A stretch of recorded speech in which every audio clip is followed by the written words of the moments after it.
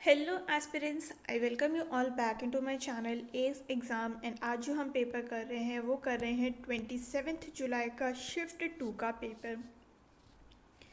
तो first question है हमारे पास, the simple interest on an amount for 6 years at 4% per annum is 7,500 less than simple interest on the same amount for 11 years। ठीक है, तो basically अगर हम देखें, प्रिंसिपल हमें पता नहीं है, लेकिन 4% का इंटरेस्ट पे 11 साल के लिए जो इंटरेस्ट बनेगा उसमें से अगर हम प्रिंसिपल इनटू 4 रेट पे 6 साल के 6 साल के लिए करेंगे तो कितना दे रखा है हमें? ये दे रखा है 7500। ये कितना हो गया? ये हो गया 44p, ये हो गया 24p, divided by 100 is equal to 7500। तो ये हो गया हमारे पास कितना? 20p divided by 100 is equal to 7500।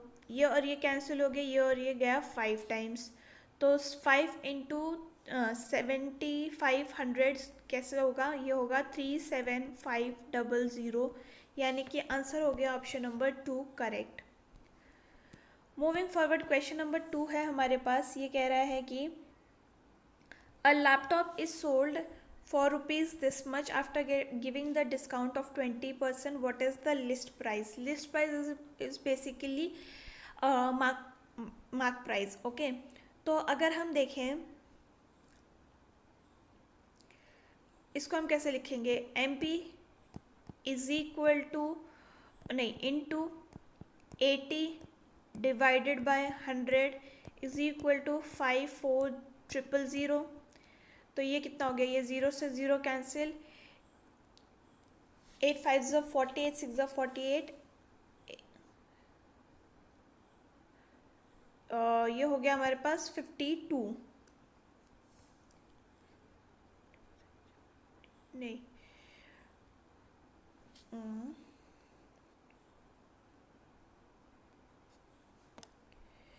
ये हो गया हमारे पास 5400 डिवाइडेड बाय 8, तो ये गया 675 टाइम्स, और ये 100 उधर चला जाएगा, यानी ये मार्क प्राइस कितना हो जाएगा? 67500।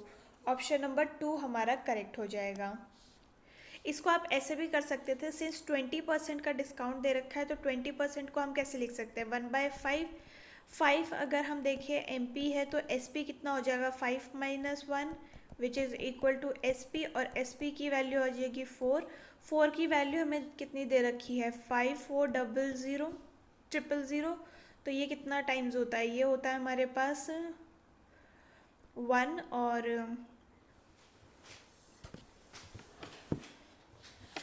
तो हमें 5 यूनिट बेसिकली पता करनी है ना, तो इसको हम कैसे लिख सकते हैं? इसको हम ऐसे लिख सकते हैं 54000 डिवाइडेड बाय 4 इंटू 5, और इसको आप सॉल्व कर लेंगे तो आपके पास अगेन ऑप्शन नंबर 2 आ जाएगा। तो ये वाला मेथड यूज़ करें या वो वाला, वो आपकी मर्ज़ी है। नेक्स्ट है हमारे पास क्वेश्चन नंबर 3। इसमें हमें क्या बोला है? इसमें हमें बोला है कि x² माइनस 1/x² की वैल्यू ये दे रखी है, तो ये हमें पता करनी है। ठीक है, तो इसमें हम स्क्वायरिंग बोथ साइड कर लेते हैं। तो स्क्वायरिंग बोथ साइड करने से क्या होगा? x⁴ plus 1/x⁴ -2 is equal to 32 आ जाएगा। x⁴ प्लस 1/x⁴ आ गया हमारे पास 34। ठीक है, अगर अब हम दोनों जगह 2 ऐड कर दें, यानी यहाँ पे भी अगर हम 2 ऐड कर देते हैं, यहाँ पे भी हम 2 ऐड कर देते हैं, तो इसको अब हम कैसे लिख सकते हैं? फॉर्मूला बन गया हमारा किस चीज़ का? x प्लस 1/x, ये फॉर्मूला बन गया, इज इक्वल टू 36 आ गया 36। तो आप रूट कर दीजिए दोनों साइड, तो x² प्लस 1/x² की वैल्यू कितनी आ जाएगी? ये आ जाएगी 6। हमें पूछा क्या है? हमें पूछा है ये। इसको अब हम कैसे लिख सकते हैं? इसको हम ऐसे लिख सकते हैं x² plus 1/x² into x² minus 1/x²। तो ये हो गया हमारे पास 6 और ये वाला हमें दे रखा है 4 into root two which is equal to 24 √2 हमारा आंसर हो जाएगा which is option number 3। Next है हमारे पास क्वेश्चन नंबर 4 एंड ये बोल रहा है कि PQR can complete a piece of work on this days respectively working together how many days they can complete the in how much work they can complete in one day. ठीक है, तो अगर हम देखें P की efficiency एक दिन की कितनी हो जाएगी 1/9, वहीं Q के कितनी हो जाएगी 1/12 और R की हो जाएगी हमारे पास 1/18। तो इसको हम ऐड कर लेते हैं 1/9 प्लस 1/12 प्लस 1/18। तो ये हो जाएगा कितना, ये हो जाएगा हमारे पास एलसीएम हो गया 36, ये हो गया 4 plus 3 plus 2 which is equal to 9/36 और ये हो गया 4। यानी कि एक दिन में ये तीनों मिलके कितना यूनिट काम ख़त्म कर लेंगे, तो ये हो जाएगा 1/4 विच इज़ ऑप्शन नंबर 4। नेक्स्ट है हमारे पास क्वेश्चन नंबर 5 एंड ये बोल रहा है कि Ramesh and Ram can do a work in 12 days, Ramesh and Somesh can do in 15 days and Somesh and Ram can do in 10 days. If all the three work together, in how many days the work will be completed? तो Ram and Ramesh जो है वो 12 दिन में कर लेते हैं, रमेश और सोमेश जो है वो 15 दिन में कर लेते हैं, सोमेश प्लस राम जो है वो 10 दिन में कर लेते हैं। तो इनकी एलसीएम कितनी आ जाएगी, इसकी एलसीएम आ गई 60, ये गया 5 टाइम्स, ये गया 4 टाइम्स और ये गया 6 टाइम्स। तो 2 times of Ram plus Ramesh plus Somesh कितना हो जाएगा हमारे पास, ये हो गया 15। तो ये एक दिन में कितना कर लेंगे, मतलब हाँ एक दिन में कितना कर लेंगे 15/2 और हमसे पूछा क्या है 60 यूनिट का काम। तो ये हो जाएगा कितना 60 डिवाइडेड बाय 15 और ये 2 ऊपर चला जाएगा, तो ये गया कितना 4 टाइम्स, 4 इंटू 2 हो गया 8, यानी कि 8 दिन में ये तीनों मिलकर काम ख़त्म कर लेंगे विच is option number 2 correct. Next है हमारे पास क्वेश्चन नंबर 6 एंड ये बोल रहा है हमको कि a certain distance is covered by a person at a certain speed, if the person covers 25% of the distance in triple the time, the ratio of the speed of the first person, okay if the another person है, okay हाँ, ratio of the speed of first person to that of second person. तो मान लीजिए कि एक distance है वो D में कर रहा है, फर्स्ट पर्सन की बात करते हैं हम, डी है डिस्टेंस और टी है टाइम, तो सेकंड पर्सन का कितना आ जाएगा 25% ऑफ डी। ठीक है, तो ये कितना हो जाएगा 1/4 यानी d/4 हो गया। टाइम कितना है 3t, थ्राइस बोला है ना तो 3t आ जाएगा। तो फर्स्ट पर्सन का स्पीड कितना हो गया d/t और सेकंड पर्सन का कितना हो गया d/4 और 3t नीचे ही आ जाएगा 3t।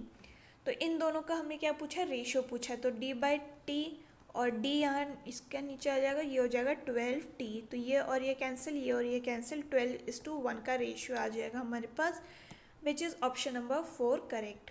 Moving towards next question, question number 7 है हमारे पास एंड ये बोल रहा है कि a dishonest dealer sells article 15% at 15% loss on cost price, but he uses 20 grams instead of 25 grams. What is his loss or profit percentage?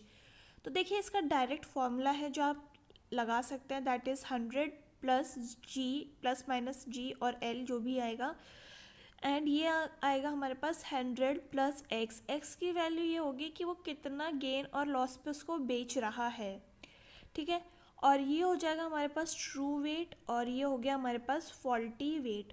तो ये हम लगा लेते हैं 100 प्लस माइनस जी डिवाइडेड और ये है हमारे पास 15% का लॉस, ठीक है।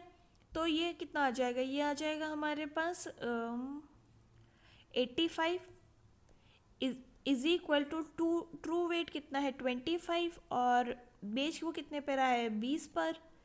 तो ये हो गया कितना, ये हो गया हमारे पास 5 टाइम्स, ये हो गया हमारे पास 4 टाइम्स। तो ये हो गया कितना 100 plus minus G is equal to 85 into 5 divided by 4, right. तो जब हम इसको सॉल्व करेंगे हमारे पास क्या आएगा, ये आ गया हमारे पास 425 डिवाइडेड बाय 4। तो इसको हम कैसे लिख सकते हैं, 106.25। तो ये अब देखिए 100 से ज़्यादा है, यानी कि 6.25 ज़्यादा है, और ये उसका गेन हो जाएगा, which is option number 1 correct. Next है हमारे पास क्वेश्चन नंबर 8, एंड ये बोल रहा है हमको कि in acute angle triangle A B C, okay बना लेते हैं हम ए बी और C, A L B M L M और सी एन, ठीक है, are three altitude of the triangle A B C, which of the following statements will be true. ठीक है, तो यहाँ क्या दे रखा है, A L plus B M plus C M is equal to this. तो ये हमें पता है कि ये सही नहीं है, राइट, क्योंकि देखिए हमें ये चीज़ें पता है कि जो ए बी होती है वो बड़ी होती है किससे, ए एल से, और हमें ये भी पता है कि जो बी सी होती है वो ग्रेटर होती है बी एम से, और सी ए होता है वो ग्रेटर देन होता है सी एन से। तो हम लेफ्ट हैंड को ऐड कर देते हैं, राइट हैंड को ऐड कर देते हैं, तो हमारे पास क्या आएगा, ये आ जाएगा A B plus B C plus C A is greater than A L plus B M plus C N. तो यानी कि ये हो गया हमारा ऑप्शन नंबर 4 करेक्ट। नेक्स्ट है हमारे पास क्वेश्चन नंबर 9, एंड ये हमें बोल रहा है क्या कि study the given pie chart carefully and answer the following question, what amount of fund is acquired by the school from international sources. ठीक है, the entire fund that school gets from different sources is equal to 10 lakh rupees. Okay, fund acquired का पूछा है हमसे, तो acquired कितना किया है इंटरनल सोर्सेज से 15%, तो 15% ऑफ 10 लाख हमें निकालना है।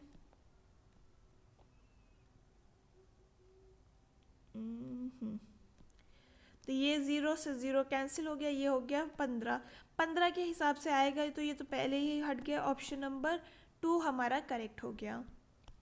नेक्स्ट है हमारे पास क्वेश्चन नंबर 10, एंड ये बोल रहा है हमको कि 3x is equal to sec a and 3/x is equal to tan a, तो इसकी वैल्यू हमें निकालनी है। ओके, तो हमें पता है क्या, हमें पता है कि secant स्क्वायर a प्लस नहीं minus tan square a is equal to 1 होता है, राइट। तो देखिए x स्क्वायर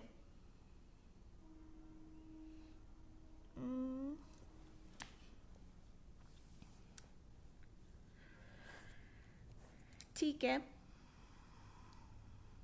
तो अगर हम इसको दोनों को स्क्वायर कर दें तो कैसे लिख सकते हैं, हम इसको स्क्वायरिंग बोथ साइड लिखते हैं, तो secant square a is equal to 9x square, और वहीं हम इसको भी स्क्वायर कर देते हैं दोनों साइड, तो ये लिख सकते हैं हम tan square a is equal to 9/x square.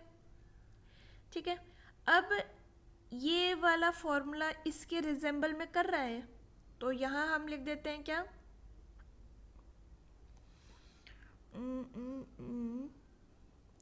या यहीं पे माइनस कर देते हैं। ठीक है, तो देखिए फर्स्ट इक्वेशन और सेकंड इक्वेशन को हम माइनस कर देते हैं, तो यहाँ आ जाएगा हमारे पास 9x square minus 9/x square is equal to secant square a minus tan square a। तो ये तो वैल्यू हमें दिख रही है 1 होती है, तो 1 आ गया यहाँ पे, और ये वैल्यू होगी कितनी, 9 को हम कॉमन ले लेते हैं, ये हो गया x square minus 1/x square is equal to 1, और 9 इधर चला जाएगा, यानी कि x square minus 1/x square की वैल्यू होगी हमारे पास 1/9। अच्छा 9 तो यही है ना, हाँ, तो 9 को हम उस तरफ नहीं लेके जाएंगे, 9 यही रहेगा, तो ऑप्शन नंबर 3 जो है हमारा करेक्ट हो गया। देखिए मैं अभी गलत कर देती, ये चीज़ें छोटी छोटी आपको ध्यान में रखनी पड़ रही है, नहीं तो मैं तुरंत 4 को मार्क कर देती हूँ और मेरा आंसर मेरे को लगता सही है। नेक्स्ट है हमारे पास क्वेश्चन नंबर 11 एंड ये कह रहा है हमको कि angle subtended by the largest chord of a circle. तो हमें पता है लार्जेस्ट कॉर्ड कौन सी होती है, ये होती है diameter to a point on the same circle. ठीक है, तो हमें पूछा गया कि एक कितना एंगल बनाएगी। तो हमें ये पता है कि जो लार्जेस्ट कॉर्ड होती है वो हमेशा 90 डिग्री का एंगल बनाती है। तो यानी कि ऑप्शन नंबर 4 जो है हमारा करेक्ट हो जाएगा। नेक्स्ट है हमारे पास क्वेश्चन नंबर 12 एंड इसको हमें बेसिकली सिंप्लीफाई करना है। तो हमें ये दिख रहा है, ये हो गया हमारा a क्यूब और ये हो गया हमारा b क्यूब। ठीक है, और ये है हमारे पास a स्क्वायर, ये हो गया b स्क्वायर और ये हो गया ab। तो हमें दिख रहा है ये कौन सा फॉर्मूला है, ये है a cube minus B cube is equal to a minus B और ये है a square plus A B plus B square. तो इसको हम यहाँ ले आते हैं a cube minus B cube divided by a cube plus A B plus B square, square है यहाँ पे। तो ये हमारा क्वेश्चन बन गया। अब हमें बस a माइनस बी करना है विच इज़ इक्वल टू कितना, ये हो गया 120 minus 100 which is equal to 20, यानी कि ऑप्शन नंबर 1 जो है हमारा करेक्ट हो जाएगा। नेक्स्ट हमारे पास क्वेश्चन नंबर 13 एंड ये बोल रहा है कि A B and C can do a piece of work in these days respectively. In how many days can A do the work if he is assisted by both C A B and C on every third day. ठीक है, तो देखिए ए का एक दिन का काम कितना होगा 1/20, बी का एक दिन का काम कितना होगा 1/30 और सी का एक दिन का काम कितना होगा 1/60। तो देखिए पहले दिन में काम करेगा कौन, पहले 2 दिन काम करेगा कौन, ये करेगा हमारा ए, राइट। या हम अपना ट्रेडिशनल मेथड से इसको कर लेते हैं। ए हो गया हमारे पास 20, बी हो गया हमारे पास 30 और सी हो गया हमारे पास 60। एलसीएम आ गया तीनों का 60, ये हो गया कितना 3 और ये हो गया 2 और ये हो गया 1। अब ए जो है पहले 2 दिन काम ख़त्म करेगा, तो ये 2 दिन हो गया which is equal to 6 unit काम ख़त्म हो गया। फिर ये तीनों एक साथ करेंगे तो ये हो गया कितना 6 यानी 6 यूनिट। तो ये 3 दिन में कितना काम ख़त्म कर रहे हैं, ये 3 दिन में ख़त्म कर रहे हैं 12 यूनिट काम। तो 12 इंटू 5 करते हैं हम तो कितना हो जाएगा 60 यूनिट काम, और यहाँ पे भी यानी हमें 5 से मल्टीप्लाई करना पड़ेगा विच इज़ इक्वल टू 15, यानी कि 15 डेज़ में ये तीनों मिलकर काम ख़त्म कर लेंगे।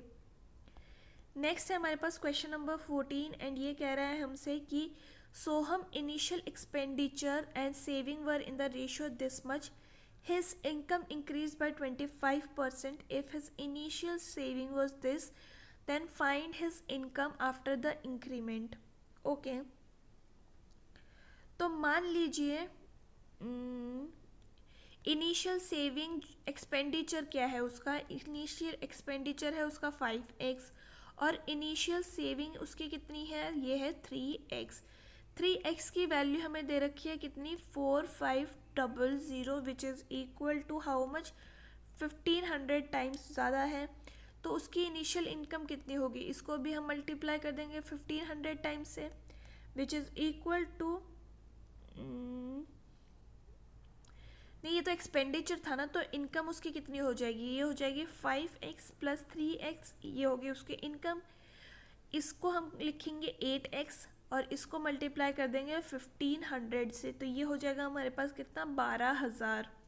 तो 12000 उसकी हमारी इनकम हो गई, बट उसकी इनकम की इंक्रीजमेंट हुई है अब 25% की, तो हमें वो पूछा गया है। तो ये लिखते हैं हम 12000 इंटू 125 डिवाइडेड बाय 100 और जब हम इसको सॉल्व करेंगे तब आ जाएगा हमारे पास 15000 विच इज़ ऑप्शन नंबर 2 करेक्ट।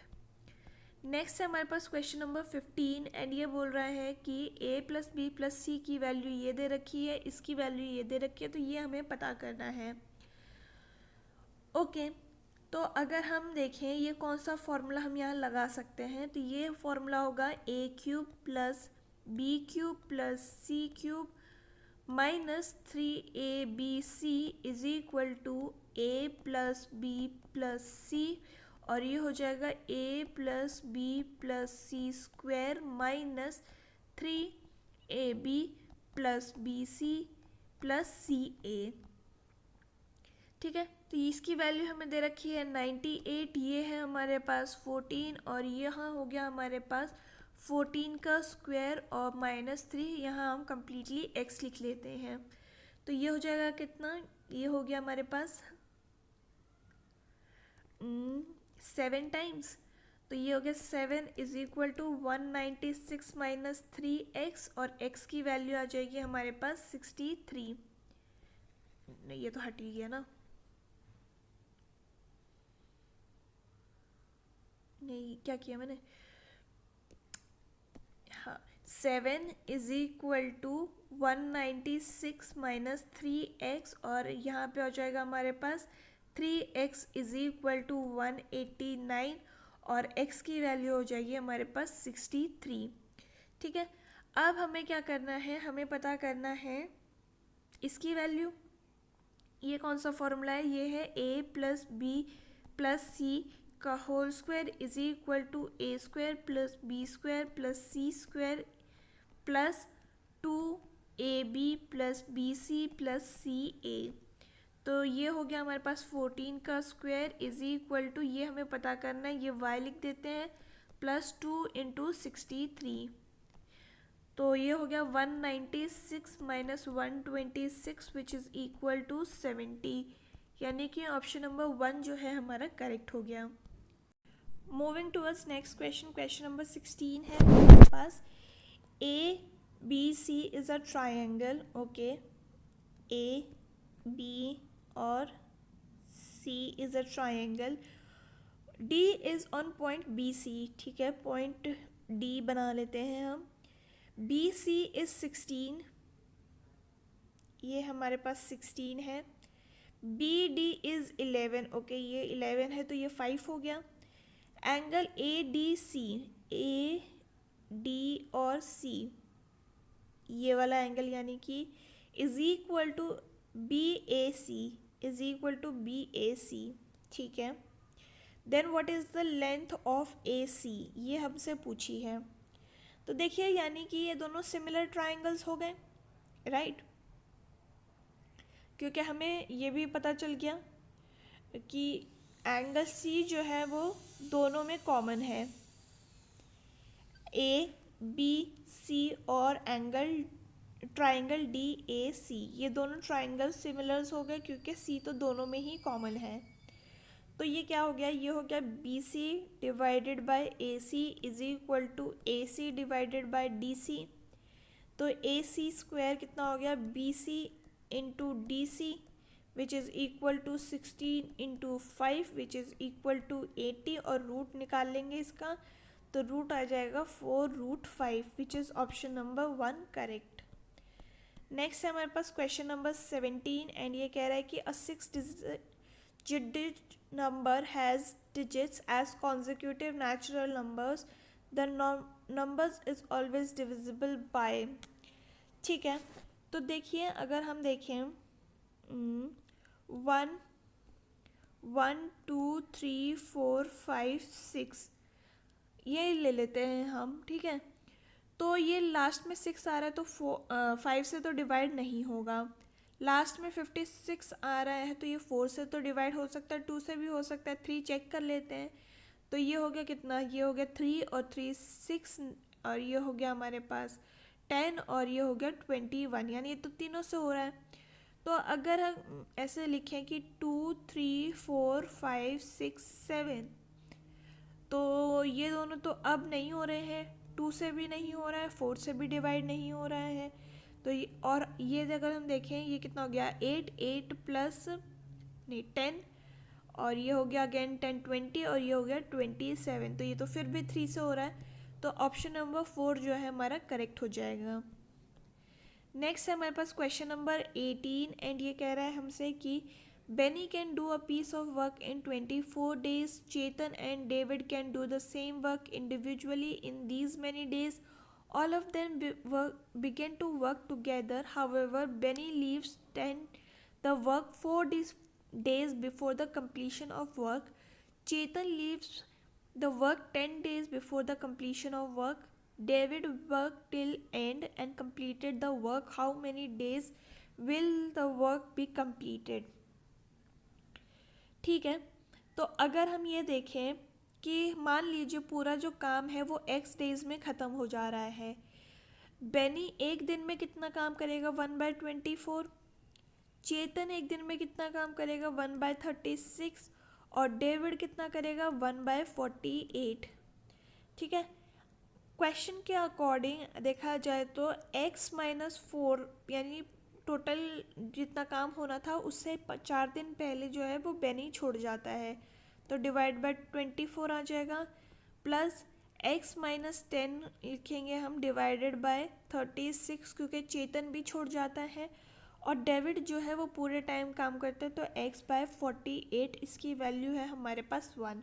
अब एलसीएम निकाल लेते हैं, उसको सॉल्व कर लेते हैं। ये हो जाएगा हमारे पास 144 एलसीएम, ये हो गया कितना? 6 × x-4 प्लस 4x-10 एंड ये हो गया प्लस x, तो ये हो गया कितना? 6x-24 plus 4x-40 plus 3x is equal to 144। और ये हो गया हमारे पास 13x और 64 में उधर ले जाती हूँ तो ये हो गया 204। तो यानी कि x की वैल्यू आ जाएगी 16 डेज में सारा काम ख़त्म हो जाएगा। नेक्स्ट है हमारे पास क्वेश्चन नंबर 19 एंड ये बोल रहा है हमको कि a thief robes a precious metal from a store which is 1150 meters away from the police. The thief starts running at 6 kmph and police starts chasing at 11 kmph at the same time. How much distance will the thief run before being caught?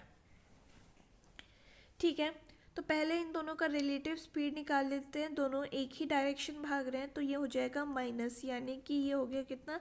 5 kmph की speed. Distance कितना है दोनों का? Distance है 1150 और speed आ गई 1150 metres है और ये डिस्टेंस है हमारा मीटर में पता करना है हमको। ठीक है, तो हम क्या करते हैं, इसको पहले हम किलोमीटर्स में रख लेते हैं। तो ये हो गया कितना? 1000। तो अगर हम देखें ये कितना हो गया? 1.150 kilometres. Time taken by thief तो 1.150 divided by 5 hours. 5 kilometre per hour की स्पीड से हम इसको डिवाइड कर देंगे तो ये आ जाएगा 0.23 आवर्स। अब हमें पूछा क्या है? हमें पूछा है कि डिस्टेंस कितना भागेगा थीफ। तो थीफ कितनी स्पीड में भाग रहा था? थीफ की स्पीड कहाँ की हमारी? 6। तो 6 × 0.23 which is equal to how much? ये है हमारे पास 138 और सिंस हमें मीटर्स में इसको पता करना है तो हम इसको मल्टीप्लाई कर देंगे 1000 से, तो ये हो जाएगा 1380।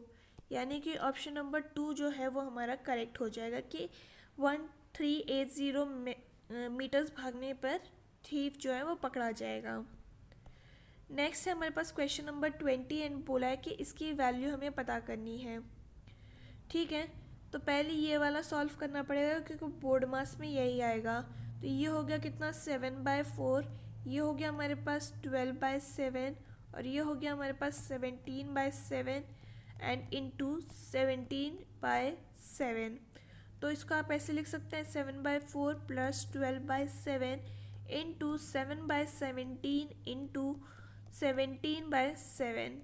तो ये और ये कैंसिल, ये और ये कैंसिल, तो इसकी वैल्यू कितनी आ जाएगी? ये हो जाएगी 7 + 4 डिवाइड बाई 2 या 4 12 और ये हो गया 7। तो यहाँ हो गया हमारे पास 28, ये हो गया हमारे पास 49 + 48 which is equal to 313 by 28, which is option number 3 correct.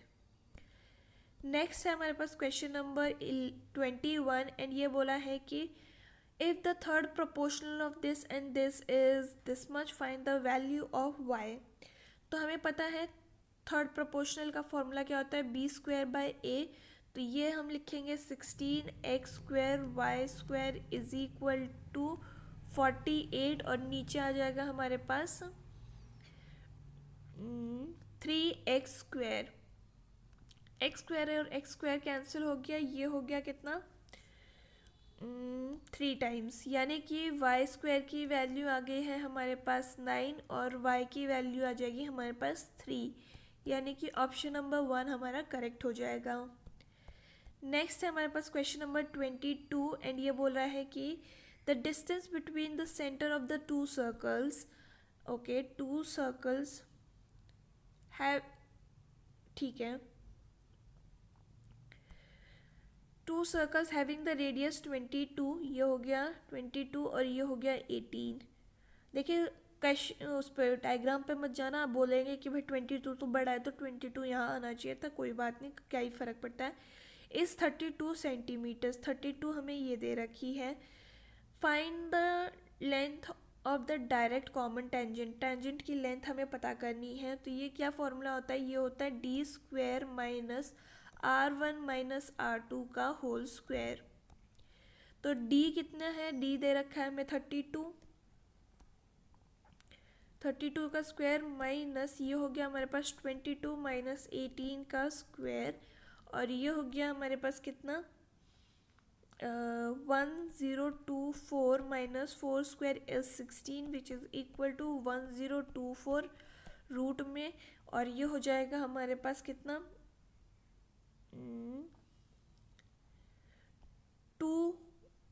1024 minus 16 है ना, ये हो गया हमारे पास 100 और ये हो गया 8, जिसको हम लिख सकते हैं 2√252. तो ये हो गया हमारा ऑप्शन नंबर 1 करेक्ट. अब आप मेरे को एक चीज़ यहाँ ध्यान आ रही है कि आपको कैसे पता चला कि ये दोनों मतलब एक दूसरे को ओवरलैप करेंगे. तो देखिए यहाँ पे भी ये 22 होना चाहिए था, यहाँ पे भी ये 18 होना चाहिए था. तो 22 प्लस 18 करने से कितना आ रहा है 40 आ रहा है, बट इन दोनों के डिस्टेंस हमें दे रखा है सिर्फ 32. तो इसीलिए समझ में आ गया कि ये दोनों ओवरलैप होंगे. ठीक है, नेक्स्ट है हमारे पास क्वेश्चन नंबर 23 एंड ये है कि the following table shows the number of delivery partners in 1000 who joined the 5 different companies during the 6 years. Okay, यह है Amazon, यह है फ्लिपकार्ट, ट्विगी, टोमेटो एंड पिंट्रा. ओके, बड़े फनी से नाम दे रखे हैं. Find the ratio of number of delivery partners who joined Flipkart in 2019 and 20. Flipkart में 2019 एंड 20 में ये हैं, and numbers of delivery partners joined tomato in 2019 and 20. ठीक है, तो अगर हम इनको ऐड करते हैं तो ये कितना हो जाएगा, ये हो जाएगा 12, और जब हम इनको ऐड करते हैं तो ये कितना हो जाएगा, ये हो जाएगा 6. तो ये हो गया 2:1. ओके, 2:1 इज ऑप्शन नंबर 4 हमारा करेक्ट हो गया. क्वेश्चन नंबर 24 देख रहे हैं हम. The length of the hall is 21 meters and width is 14 meters. The sum of area of the floor and the flat roof is equal to the sum of areas of the whole wall. Find the height of the hall. Okay, तो area of floor क्या है, एक minute, area of floor कितना होगा, ये होगा 21 into 14 which is equal to 294. ठीक है, and sum of floor and ceiling हमें कितना बोल रखा है, ये बोल रखा है कि sum of floor plus ceiling is equal to 294 plus 294 which is equal to 588. ठीक है, तो एरिया ऑफ 4 वॉल्स कितना होता है, area of 4 walls is equal to 2 into 21 plus 14 into H is equal to, ये कितना दे रखा है हमें 70H, ठीक है। तो अगर हम देखें कि 70H की वैल्यू हमें कितनी दे रखी है, ये दे रखी है 588, तो H की वैल्यू कितनी आ जाएगी, ये आ जाएगी 8.4, यानी कि हाइट ऑफ द हॉल कितना हो जाएगा 8.4 मीटर्स। नेक्स्ट है हमारे पास क्वेश्चन नंबर 25 एंड ये बोल रहा है कि सेक ए प्लस tan ए की वैल्यू ये है, तो साइन ए की वैल्यू क्या होगी।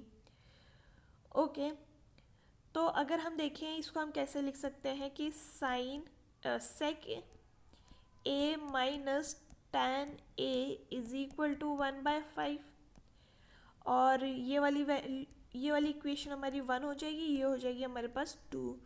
तो इससे हम सेक ए की वैल्यू निकाल लेते हैं, तो 2 sec A is equal to 5 plus 1/5 which is equal to 25 plus 1/5, ये हो गया 26/5, ठीक है।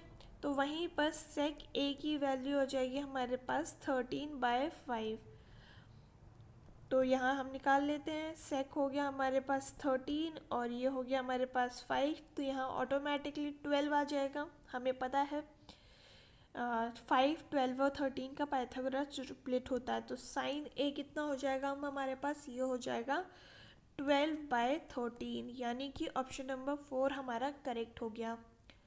तो ये था about all the questions for today's question paper. And अगर आपको ये वीडियो पसंद आई हो तो do let me know in the comment section.